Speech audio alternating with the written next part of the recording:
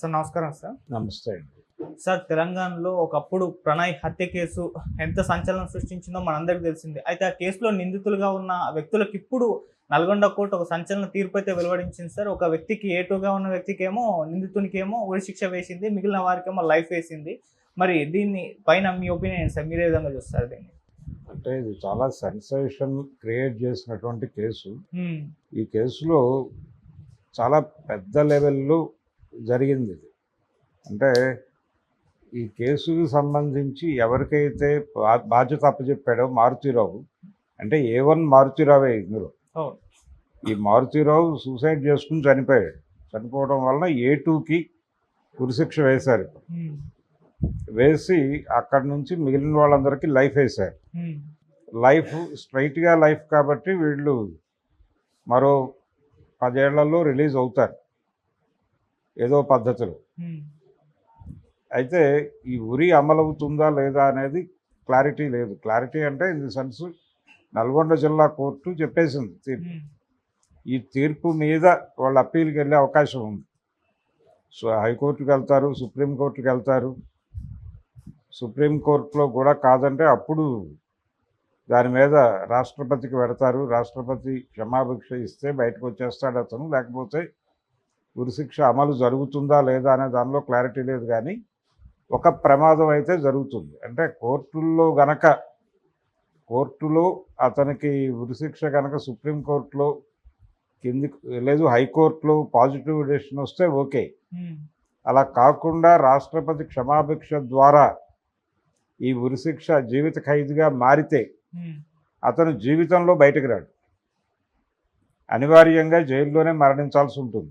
Okay. ఎందుకంటే మనకి ప్రభుత్వాలు ఇచ్చేటువంటి జీవో లైఫర్స్ రిలీజ్కి ఉన్నటువంటి ఏకైక అవకాశం ప్రభుత్వాలు దయదలిచి ఇచ్చే జీవోలే. ఆ జీవోల ప్రకారం ఏంటంటే డెత్ పెనాల్టీ నుంచి లైఫ్ కన్వర్ట్ అయిన వాళ్ళు విడుదలకు అనర్హులు అని ఒక క్లాజ్ ఉంటుంది. ఆ క్లాజ్ వలన ఈ డెత్ పెనాల్టీ నుంచి లైఫ్ కన్వర్ట్ అయిన వాళ్ళు రిలీజ్కి అనర్హత ఉంది కాబట్టి వాళ్ళు రిలీజ్ కారు, అక్కడే ఉంటారు. ఓకే. చనిపోయే వరకు అక్కడే ఉంటారు. ఇప్పుడు ఆల్రెడీ కొన్ని కేసులు ఉన్నాయి. ఏపీలో ఒక కేసు ఉంది, ఇక్కడ తెలంగాణలో కేసులు లేవు. మేబీ ఈ కేసు నమోదు అవ్వచ్చు. అంటే కోర్టు నుంచి పాజిటివ్ జడ్జిమెంట్ తెచ్చుకోగలిగితే బయటపడిపోతాడు అతను. హ్మ్. ఒకవేళ కోర్టులో కుదరక రాష్ట్రపతి దాకా వెళితే విషయం, క్షమాభిక్ష ద్వారా శిక్ష మారితే మాత్రం ఇతను ఇప్పట్లో రిలీజ్ కాడు, అతను జీవితాంతం జైల్లో ఉండాల్సిన పరిస్థితి ఉంటుంది. ఓకే. సో ఉరిశిక్ష కంటే కూడా అది బెటర్ శిక్ష అయ్యేటువంటి అవకాశం ఉంది. ఎందుకంటే అతను చేసిన నేరం చిన్న నేరం కాదు. ఆ కోణంలో కనుక చూస్తే అది పెద్ద శిక్ష అవుతుంది. హ్మ్. కానీ అలాంటి క్లాజు పెట్టి ఆపేయటం కరెక్టా అనేది ఒక ప్రశ్న. అంటే జైలు అనేది కరెక్షన్ డిపార్ట్మెంట్ కూడా నిర్బంధం మాత్రమే కాదు, వాళ్ళు మనుషుల్ని బాగు చేసి తిరిగి సమాజంలోకి వదలాలి. అలా కరెక్షన్ ప్రోగ్రాం కూడా ప్రిజన్కు ఉన్నప్పుడు జీవితాంతం జైల్లో పెట్టుకుని ఏం చేస్తారు ఆ ప్రిజనర్ని? అతను ఎందుకు చేశాడు అంటే మారుతీరావు చాలా పెద్ద స్కేల్లో చేశాడు ఇది. అంటే హిరేన్ పాండ్యా లాంటి ఒక గుజరాత్ మాజీ హోంమంత్రి హ్మ్. అతన్ని హత్యలో పాల్గొన్నటువంటి బ్యాచ్కి సుపారీ ఇచ్చాడు ఆయన. ఇచ్చి వాళ్ళకి బాధ్యత అప్పచెప్పాడు. ప్రెగ్నెంట్గా ఉన్నటువంటి కూతురుని హాస్పిటల్కి తీసుకెళ్ళి చూపించుకొస్తున్నటువంటి అల్లుడి మీద దాడి చేసి చంపేయాలి, ఇది ప్రోగ్రాం. ఆ ప్రోగ్రాంలో భాగంగానే వీళ్ళు ఆ సుపారీ తీసుకుని అది చేశారు. ఇది ఇక్కడ గ్యాంగ్ కాదు, వీళ్ళకి చాలా భారీ లింకులు ఉన్నాయి. బీహార్కి చెందిన వాళ్ళు కూడా ఉన్నారు దీనిలో. కాబట్టి చాలా పెద్ద స్కేల్లో జరిగినటువంటి మర్డర్ అది. అందుకని పోలీసులు కూడా కొంచెం ప్రెస్టీజియస్గా తీసుకున్నారు. బయట కూడా సమాజం నుంచి చాలా పెద్ద ఎత్తున నిరసన వచ్చింది. హ్మ్. ప్రణయ్ అమృత కేసు అంటే చాలా సెన్సేషన్ క్రియేట్ చేసినటువంటి సందర్భం. పరువు హత్యలకు సంబంధించి ఒక్కసారి ప్రపంచం ఉలిక్కిపడింది. అంటే ఈ లెవెల్లో క్యాస్ట్ పనిచేస్తుందా అని చెప్పి అందరూ ఉలిక్కిపడ్డారు.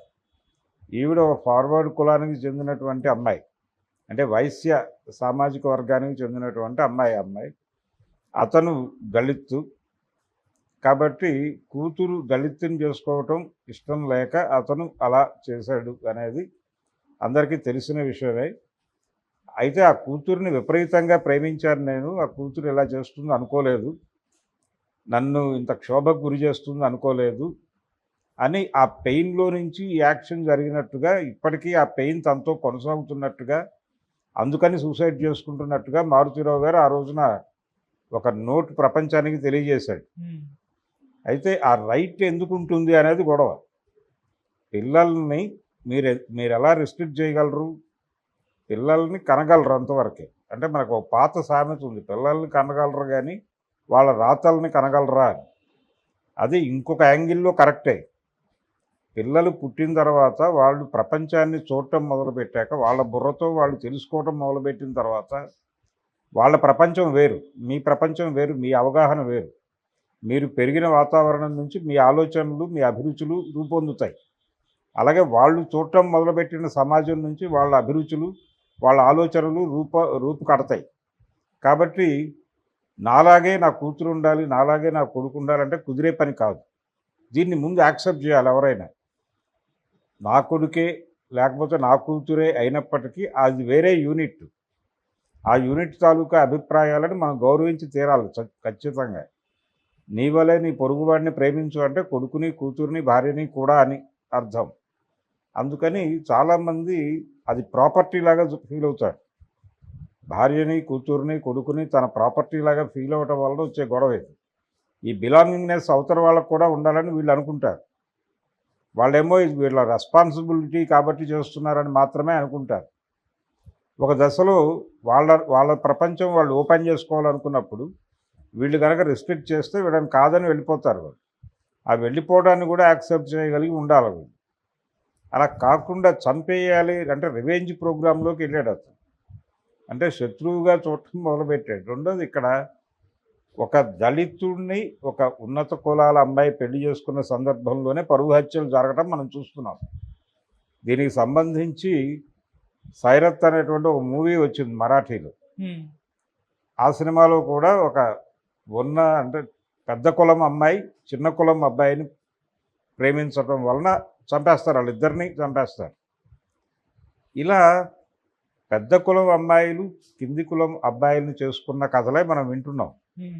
మరి పెద్ద కులం అబ్బాయిలు చిన్న కులం అమ్మాయిల్ని చేసుకున్న కేసులు కూడా ఉన్నాయి కదా.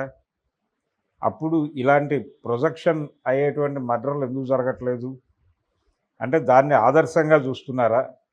ఒకటి ఆదర్శంగా చూడటము అనే దానికంటే కూడా ఈ అమ్మాయిలు అక్కడికి వెళ్ళిపోయిన తర్వాత ఏదో పద్ధతిలో కంట్రోల్లో పెట్టుకుంటున్నారు, లేదంటే నోరు మూసి అక్కడ తొక్కేస్తున్నారు, లేదు కొన్ని సందర్భాల్లో సైలెంట్గా నిర్మూలిస్తున్నారు, కేసులు అవ్వకుండా చూసుకోగలుగుతున్నారు, అది కూడా ఉంది. కాబట్టి లోబరుచుకోవటం అనేది కింది కులాల నుంచి వచ్చిన అమ్మాయిని కంట్రోల్లో పెట్టుకోవటం అనేది ఈజీ అవుతుంది అనే ఉద్దేశం. వీళ్ళ అమ్మాయి కిందకి వెళ్తే పరువు పోయినట్టుగా ఫీల్ అవుతున్నారు. అంటే ప్రాపర్టీలా చూస్తున్నారు. విలువలకి సంబంధించినటువంటి విలువల్ని కాపాడాల్సినటువంటి కుటుంబ విలువల్ని కాపాడాల్సినటువంటి బాధ్యత ఒక మహిళ మీద పెట్టి ఆ మహిళలని నేరస్తులుగా మార్చి వాళ్ళకి సంబంధం లేకుండా వాళ్ళ ప్రమేయం లేకుండానే వాళ్ళని నేరస్తులుగా మార్చేసి వాళ్ళ మీద వీళ్ళు జడ్జిమెంట్లు పాస్ చేసేసి అమలు చేసేస్తున్నారు. ఇది ఒక పాశవికమైనటువంటి ప్రోగ్రాం.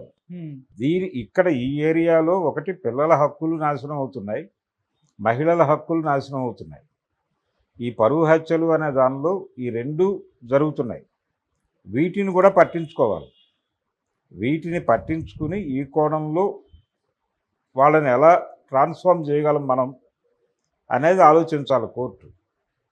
సరే, అది నేరం వరకే కన్ఫర్మ్ అయి ఉంది. 1600 పేజీల ఛార్జ్షీట్ తయారు చేశారట వీళ్ళు. 5.5 సంవత్సరాలు పట్టింది కేసు ఇక్కడికి రావడానికి. దీనికంటే సీనియర్ కేసులు ఉన్నాయి.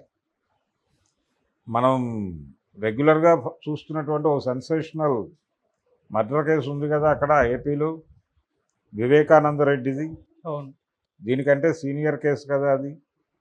అది ఈ రోజుకి జరగలేదు. కనీసం ఈ కేసులో జడ్జిమెంట్ అయినా వచ్చింది. ఈ కేసు అప్పట్లో దర్యాప్తు చేసింది అప్పుడు అక్కడ అధికారిగా పోలీస్ అధికారిగా బాధ్యతల్లో ఉన్నది మన హైడ్రా రంగనాథ్ గారే. ఇప్పుడు హైడ్రా పేరుతో ఇక్కడ హడావిడి చేస్తూ ఇమేజ్ సంపాదించుకున్నటువంటి రంగనాథ్ గారు ఆ రోజున అక్కడ ఎస్పీగా ఉన్నారు. కాబట్టి ఈ శిక్ష పడుతుంది అనేది ఆయన ముందే స్పెక్యులేట్ చేసి ప్రపంచంతో షేర్ చేసుకున్నాడు కూడా. కాకపోతే అప్పటి ఆయన అభిప్రాయం ప్రకారం మారుతీరావు ఉన్నాడు, ఇప్పుడు మారుతీరావు లేడు. మారుతీరావు తర్వాత శర్మ అని ఉన్నాడు, అతనికి పడింది. తర్వాత ఇదే ఫ్యామిలీకి చెందినటువంటి ఇంకొక మనిషి 8 గానో ఏమో ఉన్నాడు, అతనికి లైఫ్ పడింది. అయితే టోటల్గా ఈ హత్యని డిజైన్ చేసినటువంటి వ్యక్తికి మాత్రం జీవిత శిక్ష పడింది. అతను హైర్ చేసుకొచ్చినటువంటి వ్యక్తికి మాత్రం ఉరిశిక్ష పడింది. అందుకని ఇది చిన్న ఈ వ్యవహారం కాదు. అయితే అది నిర్ధారణ ఏం కాదు, ఈ కోర్టు జడ్జిమెంట్ ఇచ్చింది అంతవరకే. ఈ జడ్జిమెంట్ మీద అప్పీల్కి వెళ్తారు వాళ్ళు. అప్పీల్కి వెళ్ళాక అది బెయిల్ రాదు, కానీ అప్పీల్ బెయిల్ ఇవ్వచ్చు కూడా, అప్పీల్ బెయిల్ తీసుకోవచ్చు. అప్పీల్ బెయిల్ ఇచ్చినా ఇవ్వకపోయినప్పటికీ శిక్ష కింది కోర్టు శిక్ష కన్ఫర్మ్ చేయవచ్చు, లేదంటే కన్సిడర్ చేసి మళ్ళీ కేసు రీఓపెన్ చేసి అతనికి కూడా జీవిత శిక్ష విధించవచ్చు. ఇది గనక హైకోర్టులోనే జరిగితే వాళ్ళు రిలీఫ్ ఫీల్ అవుతారు. రిలీఫ్ ఫీల్ అయ్యి అలా బయటకు వచ్చేస్తారు. మ్యాక్సిమం 9 to 10 years లోపు వచ్చేస్తారు. అంతకంటే ఉండే అవకాశాలు లేవు. మరి కోర్టులు ఎలా కన్సిడర్ చేస్తాయి? ఈ కోర్టులు అయితే ప్రెజర్ ఫీల్ అయింది. ఆ రోజున సమాజం నుంచి వచ్చినటువంటి ప్రెజర్ని కోర్టు ఫీల్ అయ్యి ఈ జడ్జిమెంట్ ఇచ్చింది. ఇదే ప్రెజరు హైకోర్టు దాకా కొనసాగుతుందా అంటే 5.5 ఏళ్ళు అయిపోయిన తర్వాత ఇప్పుడు అదే ప్రెజర్ అక్కడ కూడా పనిచేస్తుందా అనేది చూడాలి. ఈ కోర్టు ప్రొసీడింగ్స్లో ఆ ప్రెజర్ ఉండొచ్చు, కానీ పై కోర్టుకు వెళ్ళినప్పుడు ఇదే ప్రెజర్ కొనసాగకపోతే వాళ్ళు రిలీజ్ అయిపోతారు. రిలీజ్ అయిపోవడం అంటే శిక్ష లైఫర్లు అవుతారు. లైఫర్లు అయిన తర్వాత రిలీజ్కి కొంత ఒక ఇది వస్తుంది, ఒక కాన్ఫిడెన్స్ వస్తుంది.